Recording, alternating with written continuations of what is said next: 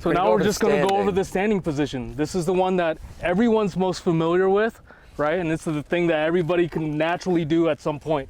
What are the main benefits of shooting while standing? Mobility, that's key. Absolutely. What's the disadvantage of standing? Stability, yep. Also, the other thing is that you're a big target, even in the distance, right? But here in this case, you're able to move very quickly. Okay, and so let's start from the ground, because now you have less points of contact, right? All he has right now connected to the ground is his feet. He doesn't have his heel, he doesn't have his knee, he doesn't have anything else. He's not laying on his belly. So it's very important that you set your feet up correctly, right? And so my experience is in combat, right? And so he's taking what's called a fighter's stance, right? His feet are spread about shoulder width apart, sometimes a little bit further, but then also you can see that his toes are pointed toward his target, right? The next thing is that you can tell that he's not completely square to his target, because go ahead and square up, and if he were to do that and he's taking even recoil or anything like that, he's a little bit off balance going forward and back. So if he takes a step back, he can actually put pressure where it needs to be. Okay, so first thing is shoulder width apart. Second is just taking a half step back, right? And you don't want to be completely sideways like this, right? Because then you're kind of unstable this way, left and right. Okay. So what else does that do, right? So he goes and he moves his toe over here. He can only move one way. Well, yeah. That could be a consideration. But he's opened up his hips. His hips are now pointing this direction, which means his natural point of aim is now going to be over here, this direction. Yep. So when that recoil goes off, he gets pushed, he's gonna have to fight his rifle, right? He's gonna have to fight that recoil and really try to push over here. It's gonna go bang, bang, bang. Yep. As opposed to he squares up his hips on the target and his toes are pointing at the target. Now it's going to go straight back, more so than it would if his hips were open out here. Yep. And this is all before we even worry about connecting to your actual rifle. We're building from the ground up. And so a little bit further up is his abdomen, right? You can't tell now, but when you start shooting and you're leaning back, it's gonna make you even more unstable. What you don't want is just either leaning too far back or forward. You want a slight lean forward, right? Because that's where most of the recoil and most of the pressure is gonna be coming from. And that all comes from just core tension, right? You don't want to just stay relaxed with your belly out. You want to keep it nice and tight, and so that you're able to absorb recoil as needed, even left and right while the wind is blowing. If your core is not tight, you're going to be swaying a lot more, okay? And so you don't have to tighten down your shoulders and everything. It's all in the core, right? Anything to add to there? Yeah, just we're in a fight. You know, we're not just doing competition shooting or this or that. You guys are in a fight for your life or somebody else's life. And you never get into a fight without being braced. Now, don't overdo it with your hands, because then you're gonna jerk the rifle. But like what Tommy's saying, I'd never go toe to toe with Tommy, but my core be nice and loose, because he would just push my upper body. And then it's just like you see in the rifle shooting, right? I broke at the waist. Oh, now recoil has got me. Yep. So yeah, get into it for sure. Your feet can be set, everything else is good, but then if your core is loose, that's where you're gonna be swaying, right?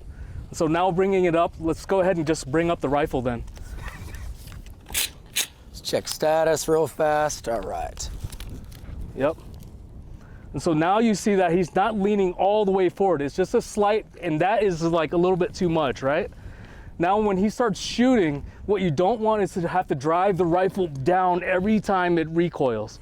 What I want you guys to imagine is driving the front of the muzzle laterally towards the target, forward, not down.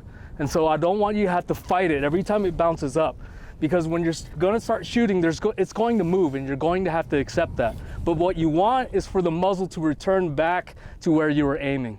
So it's gonna be bang, it's gonna move a little bit, and it's gonna rest right back down. You don't have to fight it, okay? So try not to drive the muzzle down, or you're gonna send some low, right?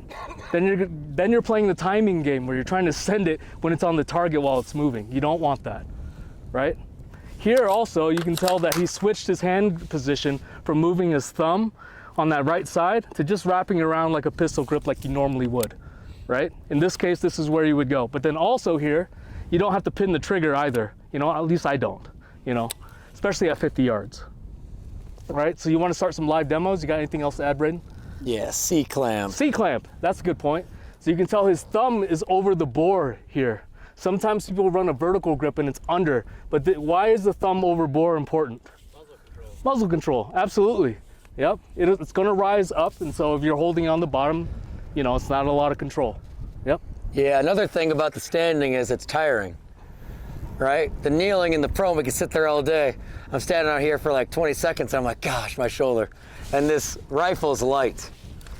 So that could be another consideration on you guys get in those scenarios where you might have to be there for a very prolonged period of time. So I would not, and I'm sure you guys understand this, stand there like this the whole time. You're gonna start shaking like crazy. It's gonna be insane. Yep. Awesome. Yep. Can All you right, get in so- position one more time? I want to show him one more thing. All right. As you're looking down the optic too. You see how his head didn't really move too much when he's actually bringing the rifle up to his head? One is because he has a high mount on it, but he doesn't have to tilt his head to the right, kind of thing, right? He keeps it straight up, and he brings the reticle to his eye line instead of bringing his eye down to the reticle, right? That just takes a little bit more time.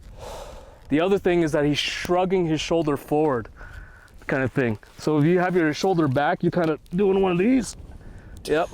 But you want to have a strong shoulder forward, because that's the back of your butt stock, and that's where you're going to absorb some of that recoil. Yep, you are the base for this rifle. Like Tommy was saying, we're not trying to actively fight this rifle and have to be pushing into it as the recoil's hitting us. We just apply the solid base and then let the gun do its thing, because if we have the solid base and we're actually sitting there controlling the weapon, we shouldn't actually have to fight it. We should just apply that base and then sit there and then pull the trigger. Yep. Yeah, so one thing when we do our standing shots, let's call our shots out loud. Charlie, Alpha, Alpha, Charlie, Alpha, whatever it is. You guys have all been doing it on your own, and then when we go up to the target, you're like, yeah, I felt that. It's a really good training exercise. Calling the shots as they come. Yep. All right, this win's gonna be fun for you. Yes, sir.